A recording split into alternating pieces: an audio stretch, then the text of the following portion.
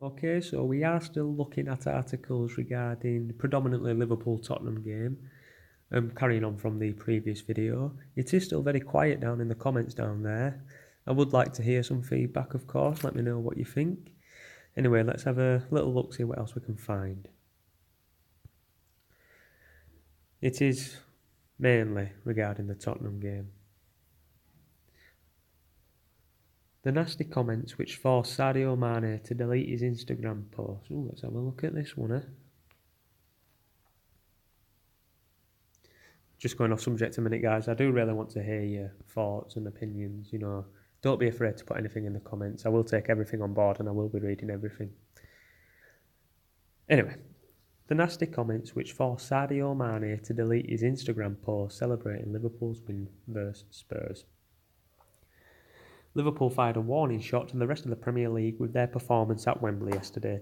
They overcame Spurs 2-1 in the end, but could have won by a much bigger margin had they been more clinical in front of goal. Which is true. It could have been 3, 4, 5 on the day, really. Liverpool are starting to look as though they're clicking in a little bit. They haven't looked like they've got going the first few weeks. I have already said this, of course, but let's just hope that now, after this one, maybe they will start firing. Because if we are winning games while not at our best, you can only imagine how good we're going to be if we get into the same sort of rhythm we did last season. Of course, I will sacrifice just some of the exhilarating football of last season if it turns some of those draws and losses into wins. But of course, I do still want to see that entertaining football. What do you guys think? Do you feel as though we should carry on as we are now more?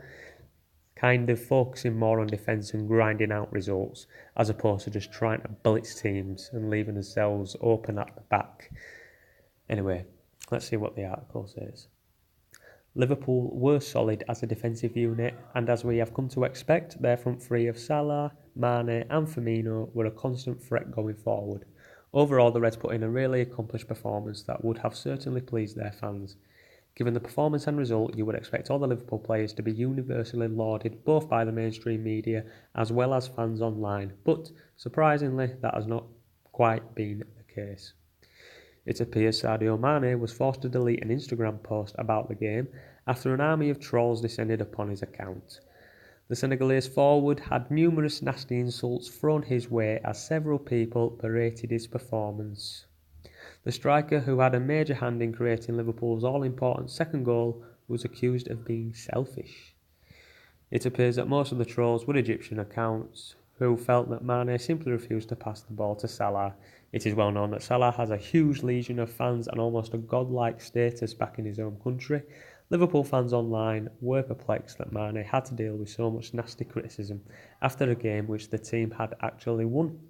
Here are a few insults the Liverpool forward was subject to. Now, I haven't seen these in advance, so let's hope to God that there's nothing too bad there. Okay, so why don't you play the ball for Salah? Pass the effing ball. Like if you hate Mane. Salah better than you. Sorry for the cursing there. So, yeah, basically, we get the gist as what it is. It's basically a lot of Salah's fans basically just annoyed at the fact that Mane didn't square the ball to him. I think we had a situation like this last season in the Everton game, which we eventually went on to draw, I do believe. Mane could have squared to, I believe it was Salah again, to be honest, who would have had an empty net to poke onto, but he went for a shot and missed.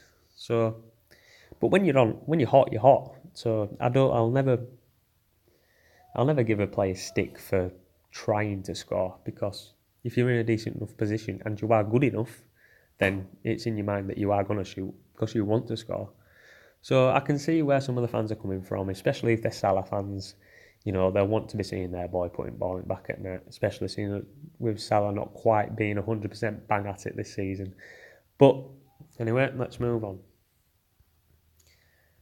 Again, it's refreshed. I do apologise.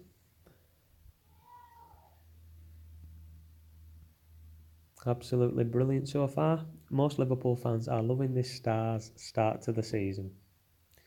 Now I'm thinking that may be either Andy Robertson or Joe Gomez.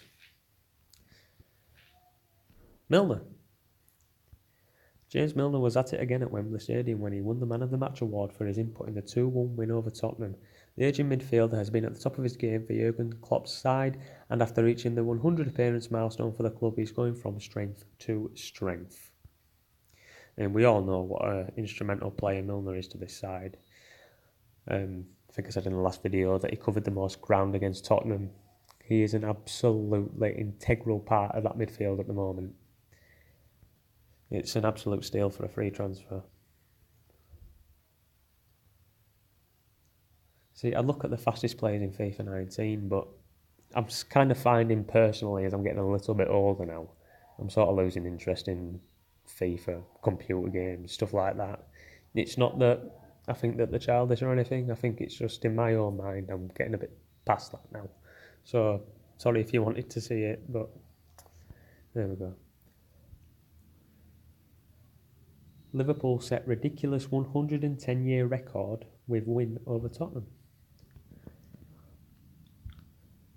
There's a nice picture of Klopp there for you. I don't know if he's looking a bit stressed out there. That's at the Leicester ground, I believe, looking at that bucket seat in background. Liverpool may have got off to a flying start to the new Premier League season, but they have set an unwelcomed landmark in the process. The Reds extended their winning run to 5 on Saturday as they dominated Tottenham en route to a 2-1 win at Wembley. 2 could have easily been 5 or 6 on the day, with Jurgen Klopp's men guilty of an unusual wastefulness in the final third. Of course, there were plenty of chances that went begging in that game. It was for the absence of conviction that only fuelled hopes of a mounting title challenge on the basis of there being plenty more to come from Liverpool. With Chelsea also winning later in the day, it marks the first time since 1908 that 2 clubs have won their opening 5 games.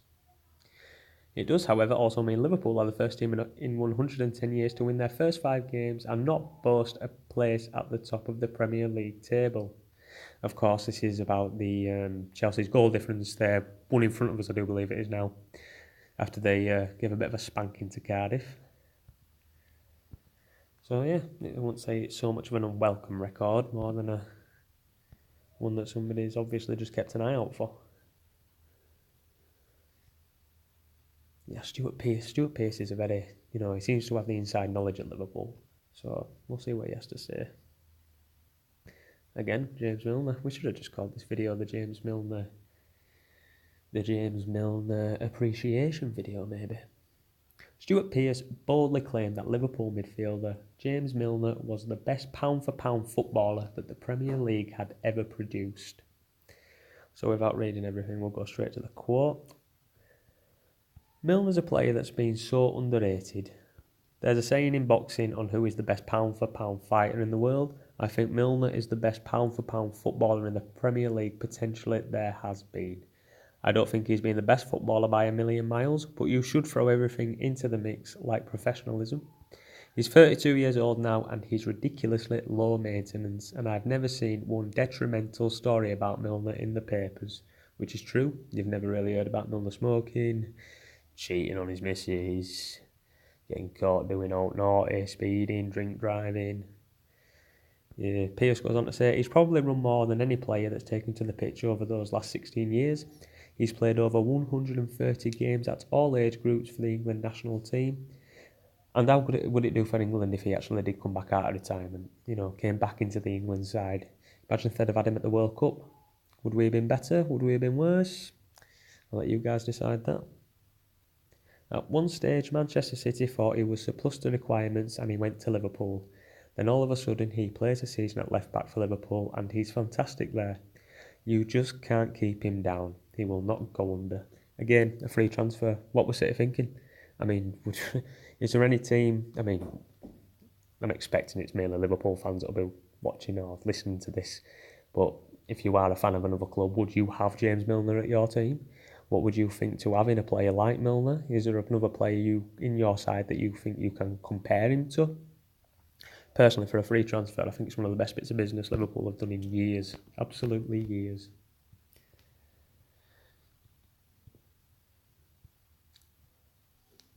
Powerhouse PSG prepared for Anfield Champions League test. We'll leave that one. Rio Ferdinand offers transfer advice to Dominic Solanke.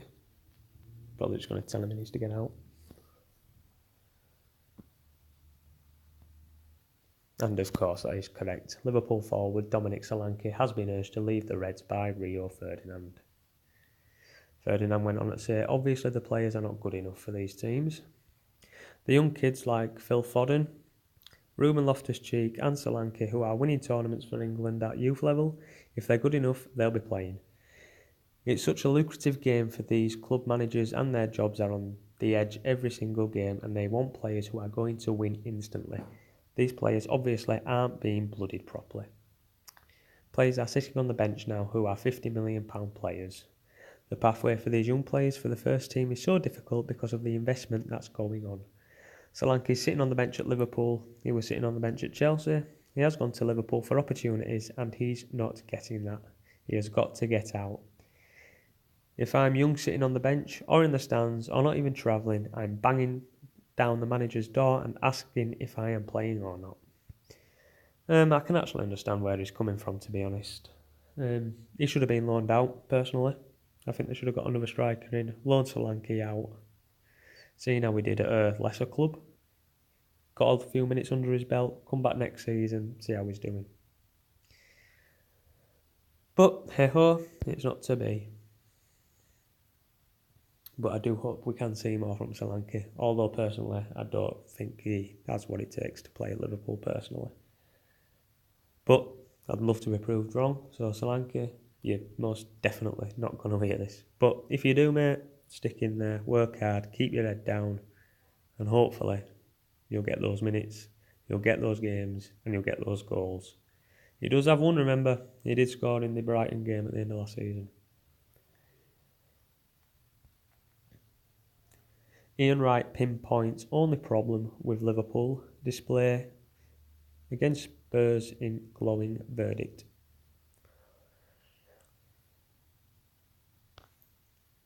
So we'll go straight to the quote. I think I'm going to start doing this a bit more. Go straight to the quote. If it's something that's an article that I want to read fully, I will of course read the full thing. But in regards to quotes, there's a lot of filler, so I'll try and ease up time by just going straight to the quote. So, what did Wright have to say? Well, you've heard Jurgen Klopp saying it was a good performance, but he wanted to be more ruthless, and they could have been more ruthless.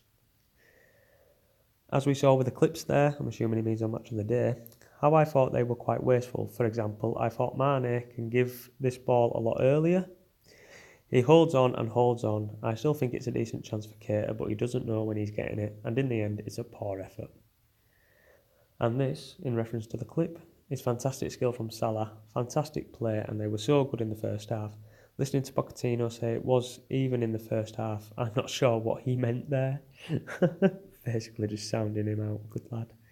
You can see Jurgen Klopp there saying, pass the ball, and that was the only problem with Liverpool today, as aside from that, they were absolutely brilliant.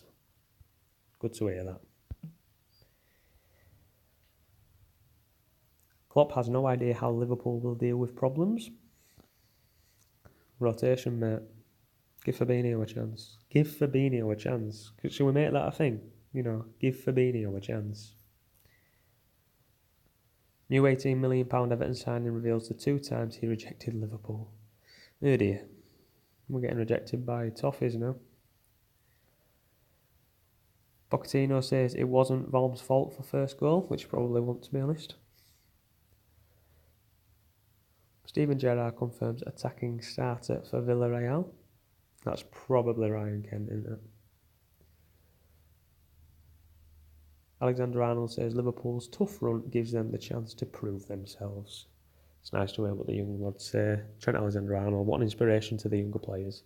Get your head down, work, want it, fight for it, you'll get it. If, of course, you do have the quality. So, like I said, we will go on to the quotes.